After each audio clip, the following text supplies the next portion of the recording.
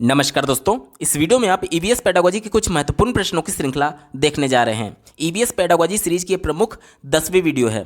अगर आप ईवीएस के अलावा सीटेट में पूछे जाने वाले सभी सब्जेक्ट्स के कंप्लीट पेडागोजी को डिटेल में पढ़ना चाहते हैं, इसके अलावा सीटेट दिसंबर 2021 और प्रीवियस ईयर के सभी शिफ्टों के सभी सब्जेक्ट्स के कंप्लीट पेपर सॉल्यूशन को डिटेल में देखना चाहते हैं, तो इस वीडियो के बाद इस वीडियो का डिस्क्रिप्शन जरूर चेक करिएगा। और अगर आप चैनल पर पहली बार विजिट कर रहे हैं तो इसको सब्सक्राइब करते हुए बेल आइकन को जरूर प्रेस कर लीजिएगा, सीटेट, यूपी टेट और सुपर टेट की बेहतरीन तरीके से तैयारी करने के संदर्भ में। चलिए दोस्तों, आज के इस महत्वपूर्ण वीडियो को शुरू करते हैं। पहला प्रश्न पूछा गया था, ईवीएस की प्रकृति कैसी है। ध्यान से समझिएगा, पूछा गया है कि ईवीएस का नेचर कैसा है। तो ईवीएस का जो नेचर होता है वो एकीकृत होता है। एकीकृत का मतलब क्या हुआ कि कई सब्जेक्ट्स को एक साथ जोड़ करके पढ़ाना। देखिए, ईवीएस के संदर्भ में दो प्रमुख प्रश्न आपसे पूछे जाते हैं कि कक्षा 1 और 2 में ईवीएस की पाठ्यपुस्तक है या नहीं, तो इसका उत्तर नहीं है। अब कक्षा 1-2 में ईवीएस की अलग से कोई भी पाठ्यपुस्तक नहीं है, लेकिन बच्चे को फिर भी ईवीएस पढ़ाया जाता है। कैसे, इसको ध्यान से समझिएगा।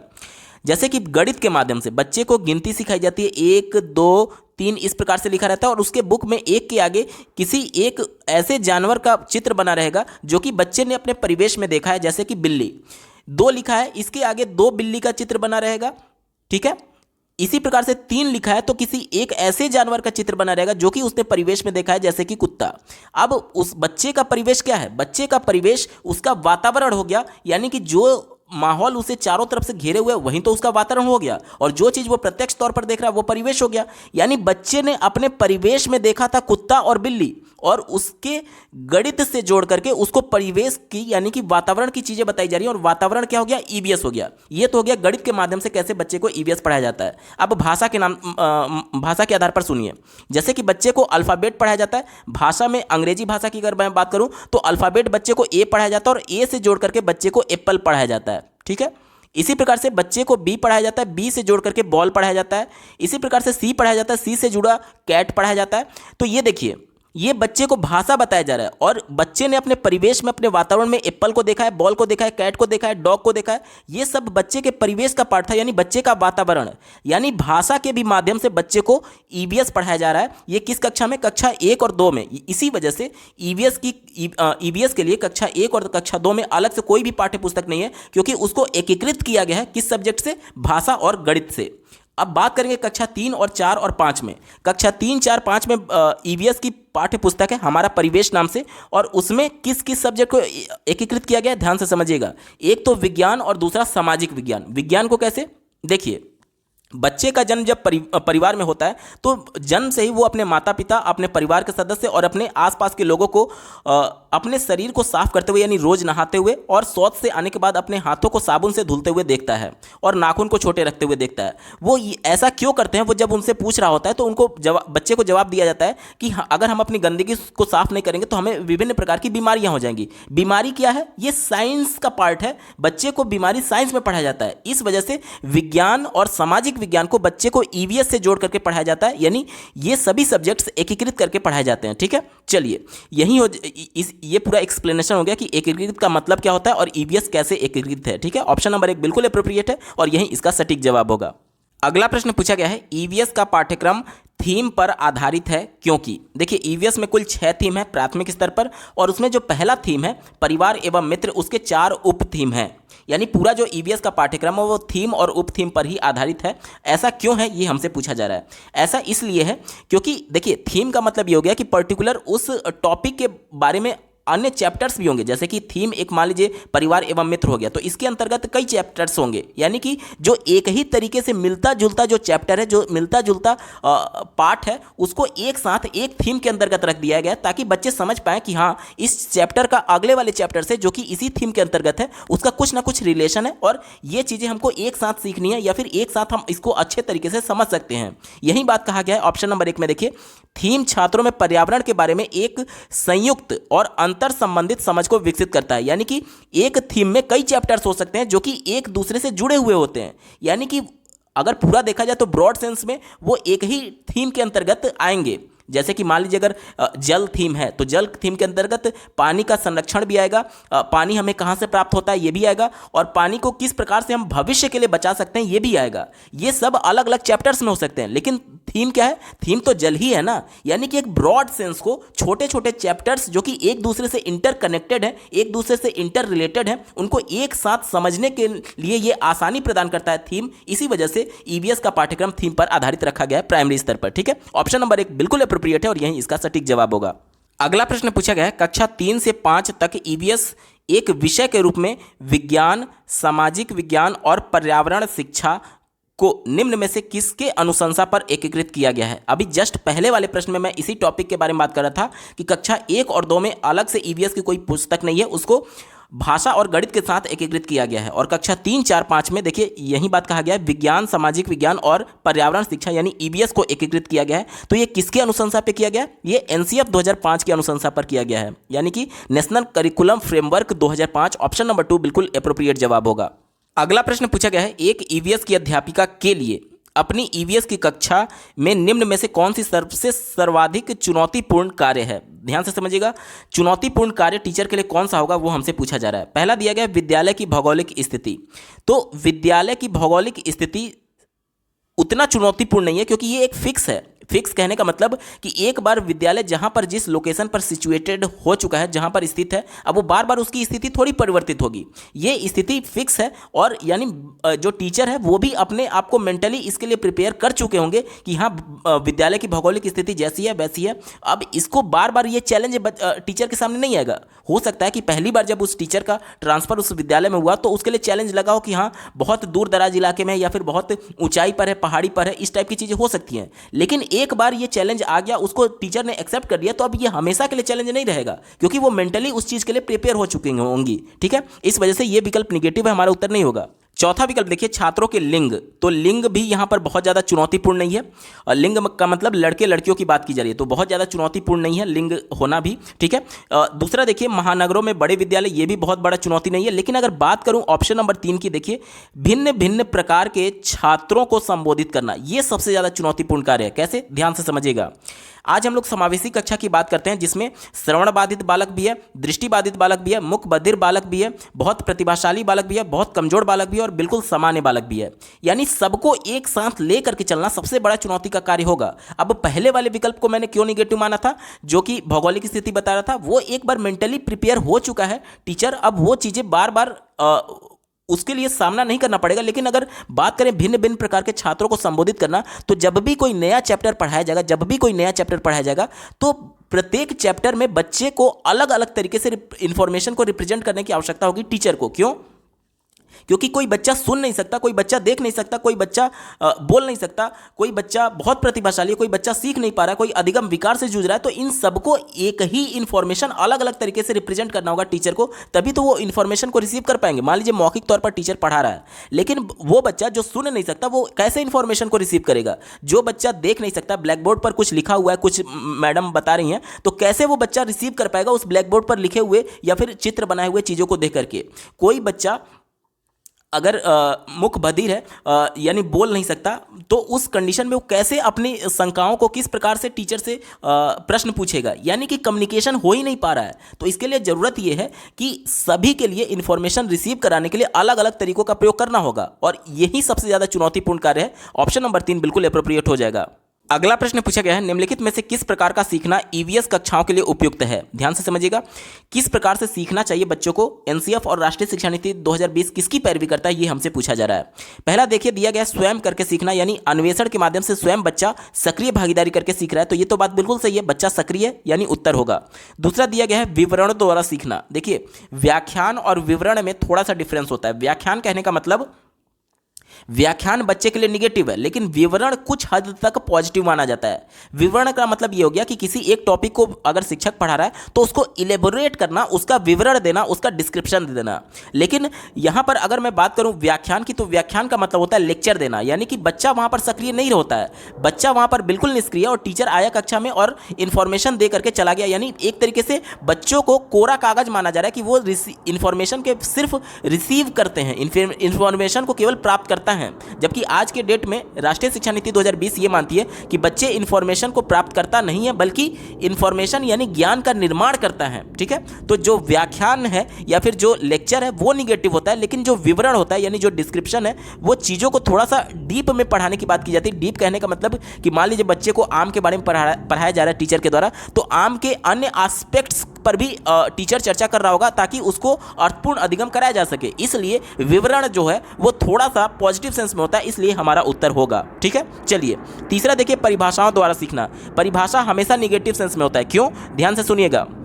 परिभाषा सिर्फ ये कहता है कि रटी रटाई चीज़ें जो किताब में लिखी गई हैं उसको बच्चे को बता देना। बच्चे इससे नहीं सीख पाएंगे क्योंकि बच्चे प्राथमिक स्तर के हैं, वो या तो खेल के माध्यम से सीखेंगे या तो स्वयं करके सीखेंगे। तो परिभाषा देखिए बच्चे के लिए इंपॉर्टेंट ये है कि सबसे पहले बच्चा खुद उसमें पार्टिसिपेट करे, खुद करके सीखे। जब तक उसका इन्वॉल्वमेंट नहीं होगा तब तक वो चीज़ों को नहीं सीख पाएगा। इस वजह से परिभाषा निगेटिव माना जाता है, कभी भी हमारा उत्तर नहीं होगा क्योंकि ये बच्चों को निष्क्रिय रखता है। चौथा विकल्प देखिए, रट कर सीखना। रटना, याद करना, ये सभी वर्ड हमेशा निगेटिव होते हैं, कभी भी हमारा उत्तर नहीं होगा। यानी कि विकल्प क्या बना? ए और बी।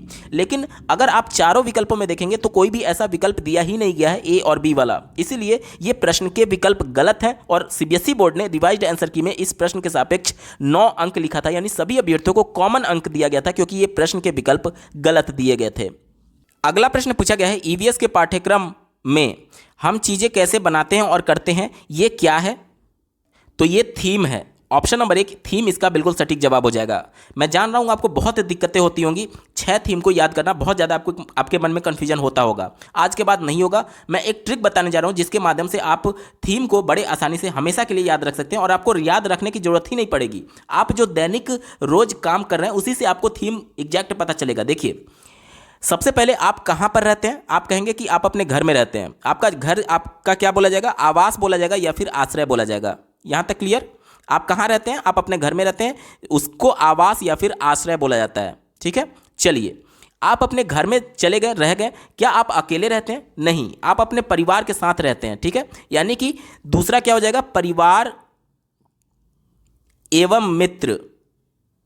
ठीक है, यानी कि आप आवास में रहते हैं। अगर आप बैचलर हैं, पढ़ाई कर रहे हैं तो कहीं रूम लेकर के रहते होंगे, तो आप आवास में मित्र के साथ रह रहे हैं। और अगर आप बैचलर नहीं है, शादीशुदा हैं या फिर अपने परिवार के साथ रह रहे हैं तो आवास में परिवार के साथ रह रहे होते हैं। यानी कि परिवार और मित्र दोनों घर में आवास में रह सकते हैं। यहाँ तक क्लियर?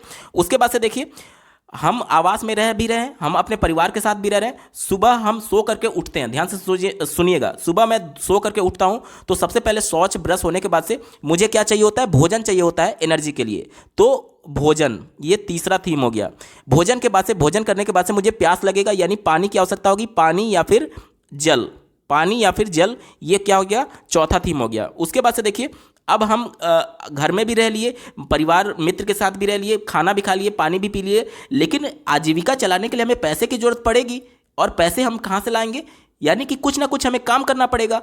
कुछ काम करने के लिए या तो हमें ऑफिस जा रहे होंगे या फिर अगर अभी हम छोटे हैं, पढ़ाई कर रहे हैं, तो हम विद्यालय जा रहे होंगे। यानी कि जाने के लिए हमें क्या करना होगा? यात्रा करना होगा। जाने के लिए क्या करना होगा? यात्रा करना होगा। अब यात्रा कर करके हम ऑफिस चले गए। अब मान लीजिए आपके पिताजी किसी कारखाने में काम कर रहे होंगे या फिर किसी सर्विस सेक्टर, किसी ऑफिस में काम कर रहे होंगे। तो कारखाने में काम करेंगे तो कुछ ना कुछ बनाएंगे, और अगर सर्विस सेक्टर में काम कर रहे होंगे तो कुछ ना कुछ सर्विस दे रहे होंगे। यानी कि ऑफिस जा करके यात्रा करने के बाद से क्या आएगा? चीजें जो हम बनाते हैं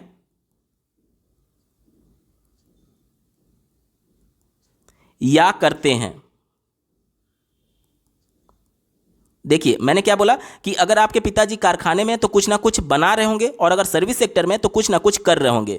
यानी कि आजीविका चलाने के लिए हम कुछ ना कुछ बनाते हैं या फिर कुछ ना कुछ कर रहे होते हैं। ठीक है, यहाँ पर देखिए कितने थीम हो गए? 1 2 3 4 5 और 6। यही तो 6 थीम है। मैंने आपको कुछ भी एक्स्ट्रा नहीं बताया, जो आपकी दैनिक चर्या है।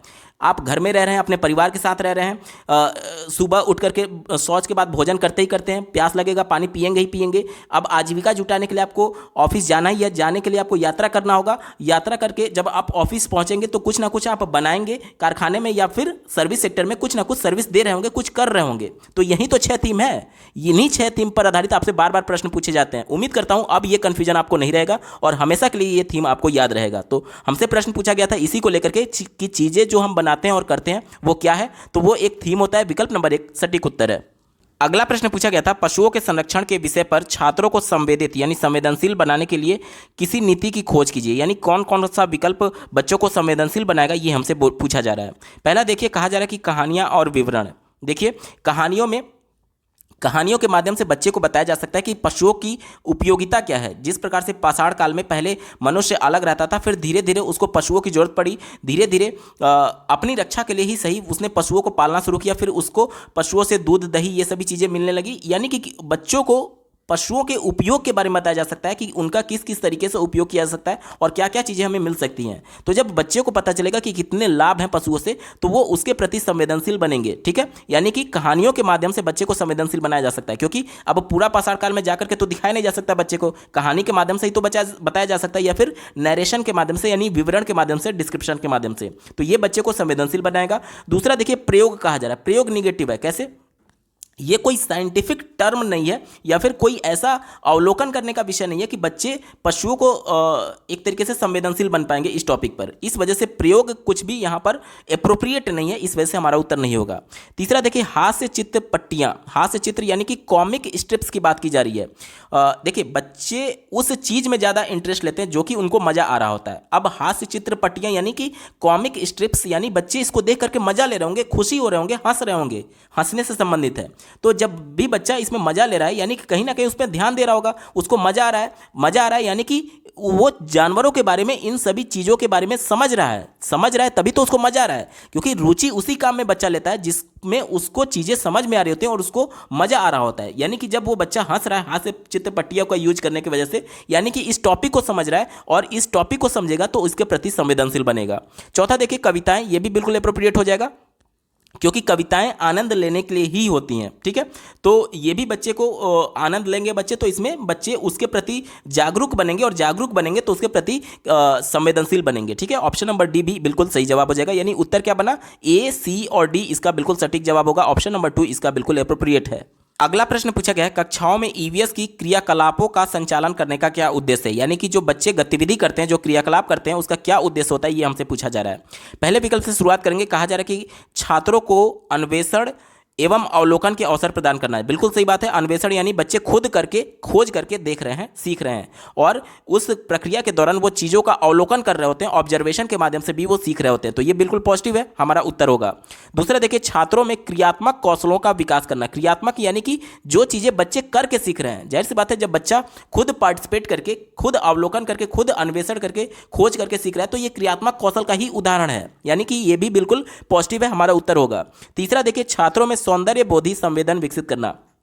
देखिए, सीटेट परीक्षा की कुछ खूबी होती है जो कि आपको खुद हिंट देता है कि कौन सा उत्तर हो सकता है। मान लीजिए ये वाला सी वाला ऑप्शन मुझे समझ ही में नहीं आ रहा है कि सौंदर्य बोधि संवेदन होता क्या है, तो मैं थोड़ा सा हिंट लेना चाहूंगा चारों विकल्पों से। जब आप चारों विकल्पों पर नजर डालते हैं तो चारों विकल्पों पर आपको 3-3 विकल्प मिल रहे होंगे। यानी 2 विकल्प तो हमारे कंफर्म हो चुके हैं कि ए और बी होगा ही होगा, यानी सी और डी में से केवल एक ही विकल्प सही हो सकता है। एक बार डी वाले को पढ़ लेते हैं, क्या कहा जा रहा है। डी वाला कहा जा रहा है कि छात्रों को संबंधित विषय वस्तु स्मरण करने में मदद करना। रटना, याद करना, स्मरण करना, ये हमेशा से निगेटिव सेंस में होता है, कभी भी आपका उत्तर नहीं होगा। तो ये तो पहले ही गलत हो गया। यानी अब कंफर्म हो गया कि तीसरे वाले का मतलब भले ही मुझे समझ में नहीं आ रहा था, बावजूद इसके ये सही होगा। क्यों? क्योंकि चारों विकल्पों में कम से कम 3 विकल्प तो हमें चुनना ही चुनना है। तो बाकी के जो 3 विकल्प हैं वो 100% सही हो जाएंगे, क्योंकि चौथा वाला गलत हो गया, ये श्योर गलत होगा। ठीक है, यानी कि ए, बी, सी और वाला विकल्प बिल्कुल सही होगा। चलिए अब ऑप्शंस में चलते हैं। आप देख पा रहे होंगे विकल्प नंबर 3 में ए, बी, सी की बात की गई है। विकल्प नंबर 3 बिल्कुल एप्रोप्रिएट होगा।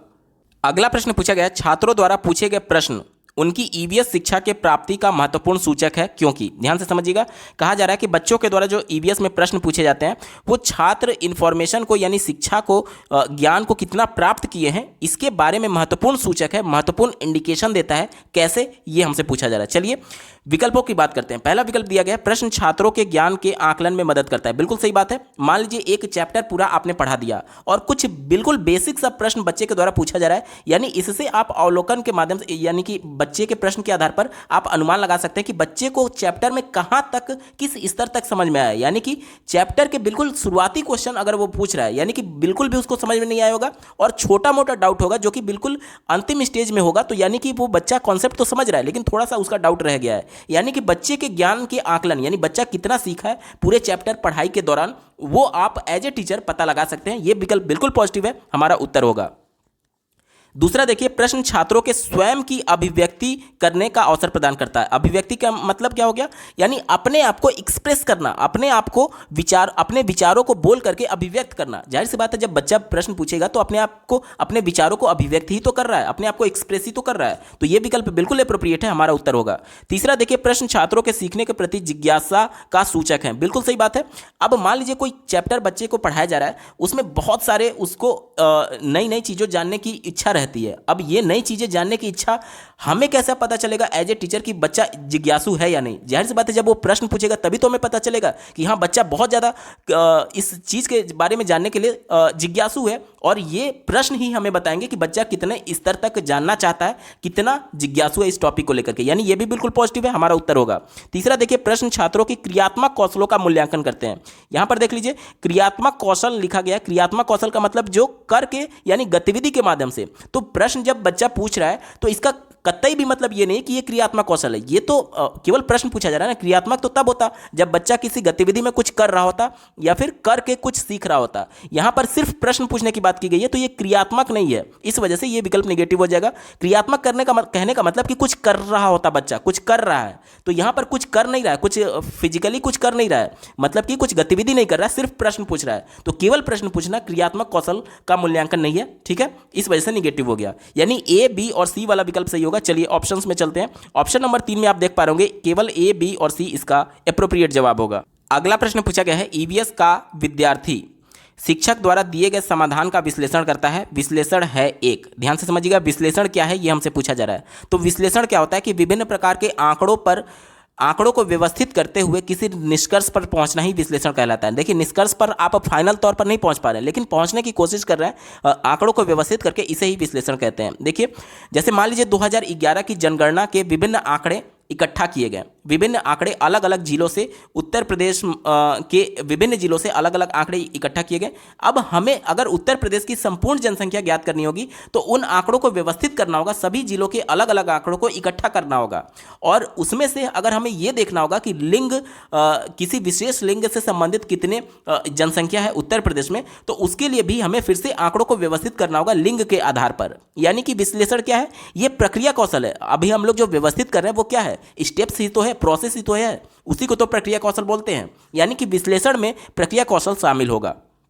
दूसरा देखिए, संज्ञानात्मक प्रक्रिया। संज्ञानात्मक का मतलब क्या हो गया, जो बच्चे के संज्ञान में है, जो बच्चे को समझ में आ रहा है। अब मान लीजिए कि आंकड़ों को व्यवस्थित कर रहा है बच्चा, तो जाहिर सी बात है उसके मन में किसी रिजल्ट को लेकर के आगे बढ़ने की प्रक्रिया है कि इन आंकड़ों को व्यवस्थित करके हम लिंग के आधार पर जनसंख्या निकालना चाह रहे हैं। यानी जो कुछ भी वो आउटपुट निकालना चाह रहा है, जो कुछ भी रिजल्ट तक पहुंचना चाह रहा है, वो चीज़ों को समझ करके कर रहा होगा। समझना यानी कि क्या होता है, बच्चे के संज्ञान में आना, यानी संज्ञानात्मक प्रक्रिया भी हो जाएगा। क्या चीज़, विश्लेषण। इसके बाद से देखिए, उत्पाद प्रक्रिया बोला जा रहा है। उत्पाद का मतलब होता है फाइनल आउटपुट।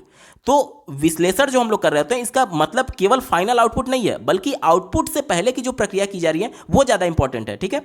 तो यहां पर उत्पाद प्रक्रिया ये निगेटिव सेंस में, क्यों, क्योंकि विश्लेषण का मतलब ये होता है केवल आउटपुट नहीं होगा, बल्कि आउटपुट से पहले की जितनी क्रियाएं होंगी वो सभी विश्लेषण तक कही जाएंगी। क्योंकि आउटपुट तो फाइनल आउटपुट की बात कर रहा है ना, इस वजह से ये विश्लेषण का पार्ट नहीं माना जाएगा। क्योंकि ध्यान से समझिएगा, विश्लेषण का मतलब यह होता है कि आंकड़ों को व्यवस्थित करके उनका यूज करके किसी रिजल्ट तक पहुंचने की कोशिश करना। रिजल्ट पर जब आप पहुंच गए तो वो तो फाइनल आउटपुट हो गया, वो विश्लेषण का पार्ट नहीं रहा। इस वजह से उत्पाद प्रक्रिया यहां पर नहीं शामिल होगा। चौथा देखिए, मनोसामाजिक कौशल। मनोसामाजिक यानी कि सामाजिक ग्रुप्स की बात की जा रही है, एक तरीके से समूह में कार्य करने की बात की जा रही है। तो बच्चा यहां पर देखिए, ईवीएस का विद्यार्थी, इंडिविजुअल किसी विद्यार्थी की बात की जा रही है कि विश्लेषण करने के दौरान वो क्या क्या प्रक्रियाएं शामिल करेगा। तो इंडिविजुअल अभ्यर्थी है, इंडिविजुअल कोई कैंडिडेट है, तो वो सामाजिक यानी समूह में काम नहीं कर रहा है। तो समूह में काम कर रहा होता तब सामाजिक टर्म आता। यहां पर इंडिविजुअली बात की जा रही है, इस वजह से मनोसामाजिक कौशल यहां पर नहीं होगा। यानी कि केवल ए और बी वाला विकल्प सही है। चलिए ऑप्शंस में चलते हैं। विकल्प नंबर 1 में बात की गई, केवल ए और बी इसका बिल्कुल एप्रोप्रिएट जवाब होगा। दोस्तों, ईवीएस पेडागोजी के महत्वपूर्ण प्रश्नों की ये श्रृंखला आपको कैसी लगी, कमेंट के माध्यम से जरूर बताइएगा, क्योंकि आपका एक कमेंट मुझे मोटिवेट करेगा ऐसे ही महत्वपूर्ण वीडियो लाने के संदर्भ में। अगर आप ईबीएस के साथ साथ सीटेट में पूछे जाने वाले अन्य सभी सब्जेक्ट्स के कंप्लीट पेडागोजी को डिटेल में पढ़ना चाहते हैं, इसके अलावा अपर प्राइमरी और प्राइमरी दोनों के सभी शिफ्टों के कंप्लीट पेपर सॉल्यूशन को डिटेल में देखना चाहते हैं, तो इस वीडियो के बाद इस वीडियो का डिस्क्रिप्शन जरूर चेक करिएगा। और अगर आप चैनल पर पहली बार विजिट कर रहे हैं तो इसको सब्सक्राइब करते हुए बेल आइकन को जरूर प्रेस कर लीजिएगा सीटेट, यूपी टेट और सुपर टेट की बेहतरीन तरीके से तैयारी करने के संदर्भ में। इस वीडियो को देखने के लिए आपका बहुत बहुत धन्यवाद। भगवान करे आपका दिन शुभ हो।